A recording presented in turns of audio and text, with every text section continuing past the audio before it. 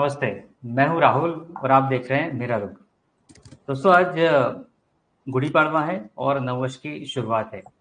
इसी के सिलसिले में डॉक्टर अभिषेक मिश्रा जी हमारे साथ में हैं। हम थोड़ा सा गुड़ी पड़वा और नववर्ष के ऊपर चर्चा करेंगे और सर से उनके एक्सपीरियंस के बारे में बात करेंगे कि कैसे बचपन में या अब तक वो इस त्यौहार को मनाते रहे और इसकी क्या इम्पोर्टेंस है। सर अभी आपने आपका समय दिया, इसके लिए बहुत बहुत शुक्रिया।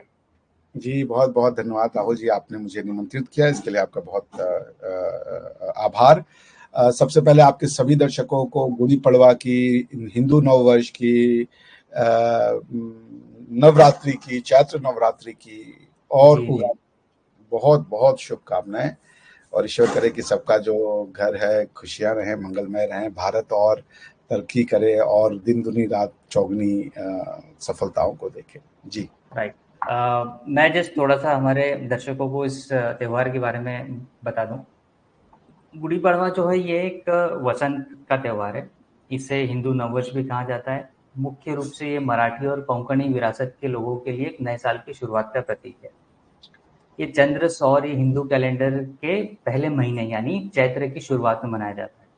इसी दिन से चैत्र नवरात्रि की भी शुरुआत होती है, जैसे अभी अभिषेक जी ने बताया।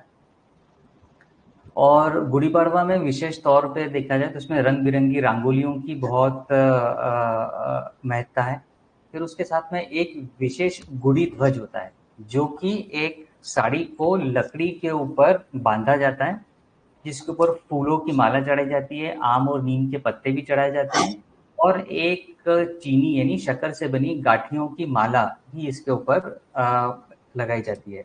और इसके टॉप पर एक चांदी या तांबे का एक लोटा या बर्तन ऐसा उल्टा इसमें लगाया जाता है। इसी दिन बहुत सारी जगह पर प्रभात फेरी निकाली जाती है। और खाने की अगर हम बात करें तो विशेष रूप से इस त्यौहार में श्रीखंड और पूरी का भोग लगाया जाता है। ऐसा माना जाता है कि गुड़ी पड़वा का जो फेस्टिवल है ये बुराई को दूर करता है और घर में समृद्धि और सौभाग्य को आमंत्रित करता है। और इसी दिन जैसा आपने बताया कि हमारे साउथ के रीजन में उगाड़ी नाम से इसको सेलिब्रेट किया जाता है और इसी दिन चैत्र नवरात्रि की शुरुआत भी होती है। मैं जस्ट हमारे दर्शकों को जानने और समझने के लिए मैं एक पिक्चर बता देता हूँ कि ये गुड़ी पड़वा में गुड़ी होती कैसे, दिखती कैसे।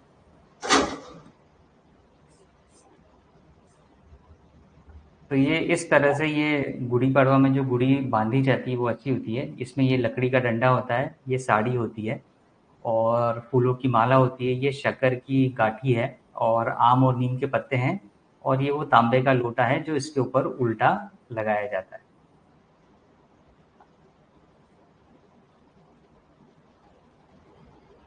जी। आपकी आप जैसे गोवा में हैं और गोवा में और महाराष्ट्र में इस त्यौहार का काफी प्रचलन है, तो आपकी कुछ यादें या फिर आपका कुछ एक्सपीरियंस इससे रिलेटेड?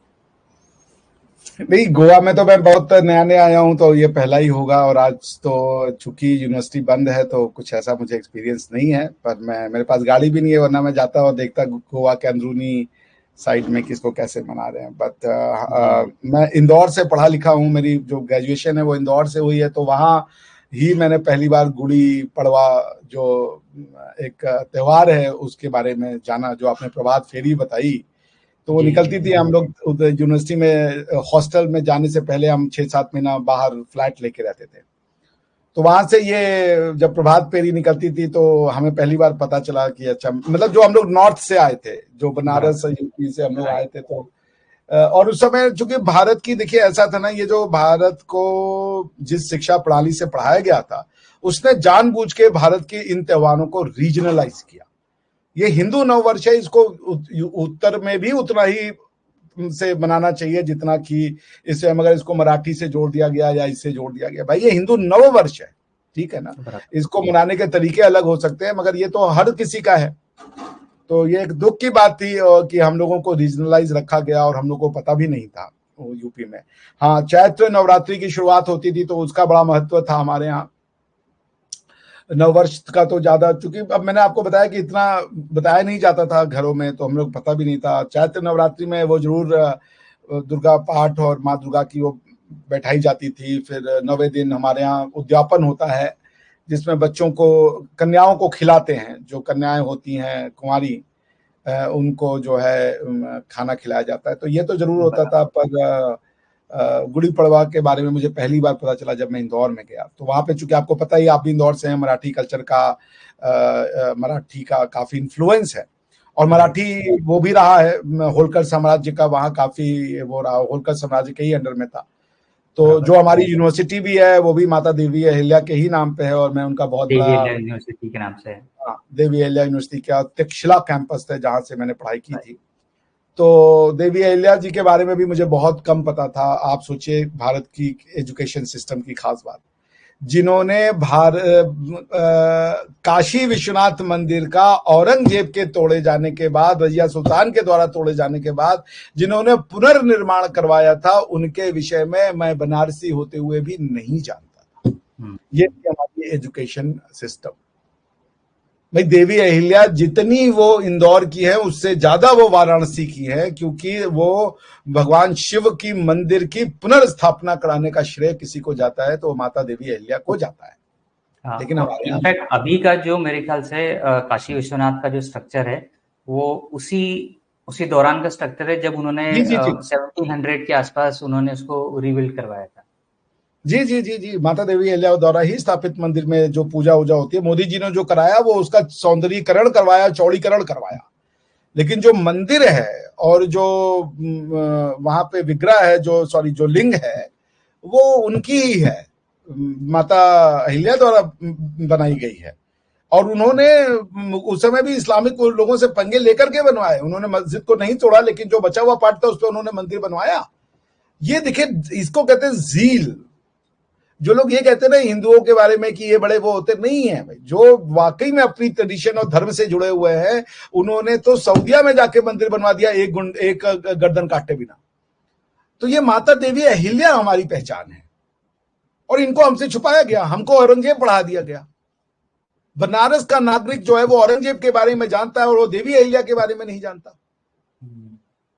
ये है हमारी शिक्षा प्रणाली। इसको मराठी, यूपी, बिहारी, तमिल, इसमें बांट दिया गया।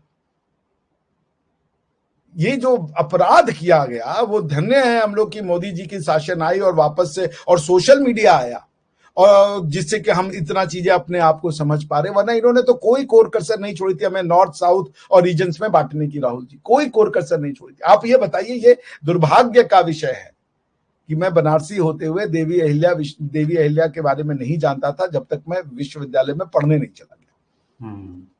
और उन्होंने बनारस के उस काशी विश्वनाथ मंदिर की पुनर्रचना करवाई थी, ये भी मुझे बहुत बाद में पता चला, क्योंकि हमारी आपके पुस्तकों में ये पूरा का पूरा एपिसोड गायब है।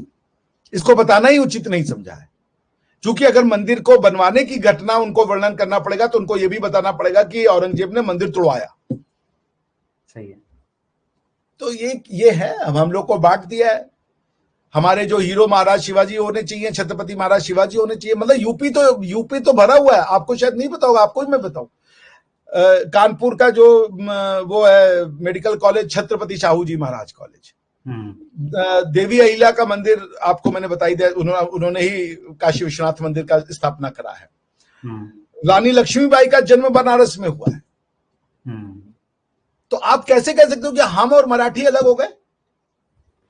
यूपी वाले भैया और मराठी अलग हो गए कैसे? क्योंकि वो भाई एक ही सोसाइटी के लोग हैं। वो जो जब राज रहा होगा लक्ष्मीबाई जी का, तो वो लोग क्या जानते नहीं होंगे कि ये वो यूपी में रहती थी, लोकल मेयरीज रहे होंगे। ये लोग कौन है आपको कहते पता चला कौन यूपी वाला है, कौन कहाँ का है।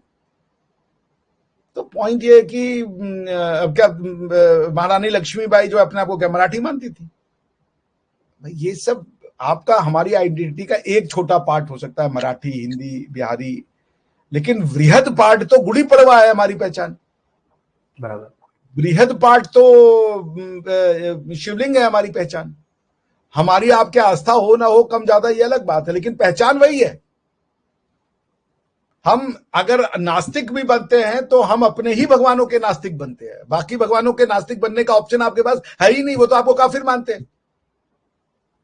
आपको समझना पड़ेगा, ये बहुत डीप बात है। आप कहते हो हम नास्तिक हैं, हम भगवान को नहीं मानते। ये नास्तिक होने के बाद भी आप समाज में अच्छी दृष्टि से देखे जाते हो, ये क्योंकि आप अपने भगवानों को नहीं मानते। दूसरे के भगवान तो आपको अपना ही नहीं मानना चाहते, कहते तो काफिर है, तो नजस है, गंदा इंसान है ये। तो नास्तिक होते हुए भी सम्मान का भाव देने का कार्य यदि कोई कर सकता है और आपको समाज में एक उचित स्थान मिल सकता है, वो सिर्फ और सिर्फ ये वैदिक सनातनी परंपरा है। तो जो ये कहते हैं कि हम भगवान को नहीं मानते, ये नहीं मानते, जरा आप जाके कह दीजिए ब्राह्मणिक फेथ में हम भगवान को नहीं मानते। उन्होंने गोडे तोड़ देने आपके। उन्होंने कहा तुम कौन होते हो नहीं मानने वाले, तुम तो नजस हो, घटिया इंसान हो, तुम तो जानवर से बदतर हो। सही है। तो ये अब एक दुर्भाग्य है कि हमारे लोग नहीं जानते, लेकिन सोशल मीडिया आया है, लोग बता रहे हैं, लोग जानना चाह रहे हैं अपने बारे में। हमको आपको लोग इसीलिए सुन रहे हैं राहुल जी, क्योंकि वो अपने बारे में जानने के लिए उत्सुक है। कौन है हम, क्या है हमारी पहचान। सही है। ये 200 साल के मुगल हमारी पहचान है। पाकिस्तान की टेक्स्ट बुक में और हमारी टेक्स्ट बुक में सला कोई अंतर ही नहीं है। वो भी मुगल को महिमा मंडित कर रहे हैं, हम भी मुगलों को महिमा मंडित कर रहे हैं। वो भी छत्रपति शिवाजी महाराज को गालियां दे रहे हैं, महाराणा प्रताप को गालियां दे रहे हैं, और लक्षित बोरफुकन के बारे में नहीं पढ़ा रहे हैं, और हम भी यही कर रहे हैं। क्या अंतर है। उनका भी जो इतिहासकार है वो भी हिस्ट्री को क्रिएट और कंस्ट्रक्ट कर रहा है, हमारा भी इतिहासकार जो है हिस्ट्री को क्रिएट और कंस्ट्रक्ट कर रहा है। यहाँ पे किसी इरफान हबीब ने लिखा, वहां पे किसी इरफान जमीन ने लिख दिया होगा।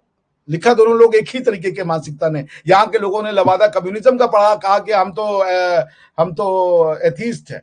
आप इंडिया वाले एथीस्ट हो सकते हो, यदि आप कुरान वाले या अब्राहमिक फेथ वाले एथीस्ट हो गए तो आप तो नजस हो, इंसान भी नहीं हो। इंसान को एथीस्ट होने का हक प्राप्त है।